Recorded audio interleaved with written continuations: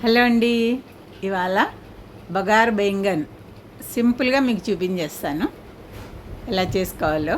ఇది తరచుగా చేసుకుంటూనే ఉంటాం అందరిళ్ళల్లో.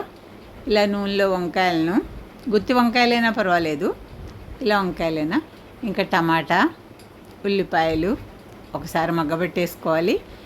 దానికి మసాలాలు నువ్వుల పొడి, పల్లి పొడి, కొబ్బరి, ధనియాలు, చెక్క, లవంగం ఇవన్నీ కలిసి ఇలా మసాలా తయారు చేసుకోవాలి. వేయించిన మనం రెడీ చేసుకున్న వంకాయలను అలా కూర వండేసుకోవాలి. ఇంకా బగారా అండి, బగారాకు కూడా మసాలా దినుసులు వేసుకోవడం, బఠానీ, పుదీనా, క్యారెట్, ఇంకా మన దగ్గర ఉన్నటువంటి వెజిటబుల్స్ అన్నీ వేసుకొని 1-1.5 గ్లాసు నీళ్లు, 1 గ్లాసు బియ్యం అయితే చేసుకుంటే ఇలా పొడపొళ్ళాడుతూ వస్తుందండి. ఇది చాలా టేస్టీగా ఉంటుంది. బగార్ బెంగన్ టేస్ట్ అయితే ఇంకా అమోఘం అండి. ఇవాళ ఇంట్లో అందరూ కూడా చాలా ఇష్టంగా తిన్నారు, చాలా బాగుందని.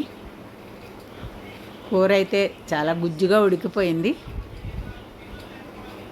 నచ్చితే లైక్ చేయండి, షేర్ చేయండి, సబ్స్క్రైబ్ చేసుకోండి.